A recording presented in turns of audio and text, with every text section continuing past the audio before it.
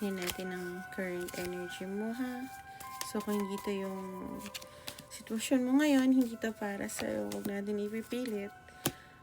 Yeah, I think dinidisregard ng mga tao yung totoong nararamdaman mo at yung gusto mo talagang sabihin at gawin. So, parang dahil doon, natutunan mo na lang na huwag kumibo. Or, yaan na lang. Pero, gusto mo mapag-usap sa isang tao at makipag-compromise. May ginawa ka ata sa kanya. Pero ito yung taong nakakaintindi sa'yo. So, kung di yung sitwasyon mo, right. So, tingnan natin, paano mo ba makakausap ang taong to? At maiintindihan ka ba talaga ng taong to kung makakausap mo siya? Okay.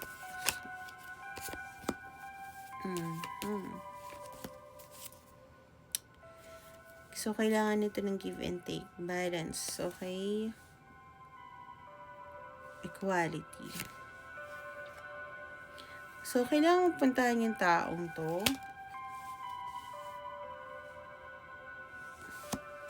Bakit kailangan niya? Kailangan.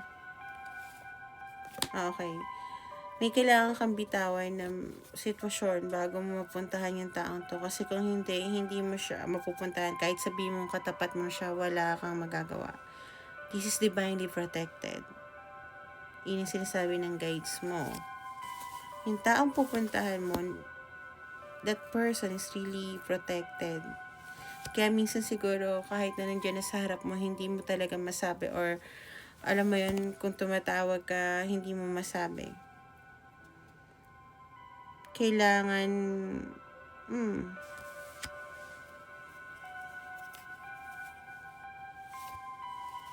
kailangan mong ilabas na yung totoong nararamdaman mo. Kung hindi, wala kang, babalik ka sa limbo. Making decision. So, kung maintindihan ka ng taong to, yes, maintindihan ka ng taong to kasi yung taong to nagkaroon na ng soul searching sa life niya. Nga lang, hindi ibig sabihin kung naintindihan ka ng taong to, siya yung parang, alam mo yun, gagawa ng move para maintindihan ka niya. Kung hindi ka magpapaintindi, I don't think this person will understand you. So, tingnan natin ang sasabihin ng guides mo.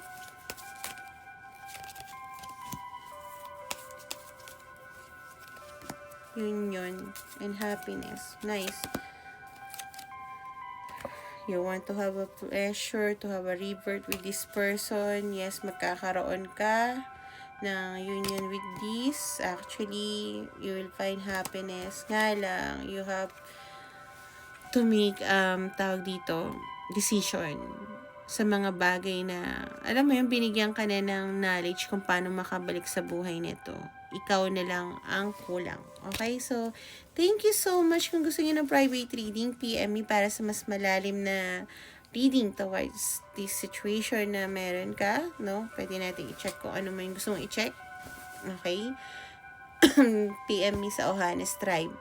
Ang parang www.tiktok/OhannesTribe and ganun din sa ibang social media mula FB, doon lagi may slash, hindi lang username ko para iwas tayo sa, alam mo yun, mga poser. So binabalik ko rin yung money pag hindi tayo magkaalay ng energy katulad kanina. So always make a better choice kung saan ka magiging masaya at bye-bye.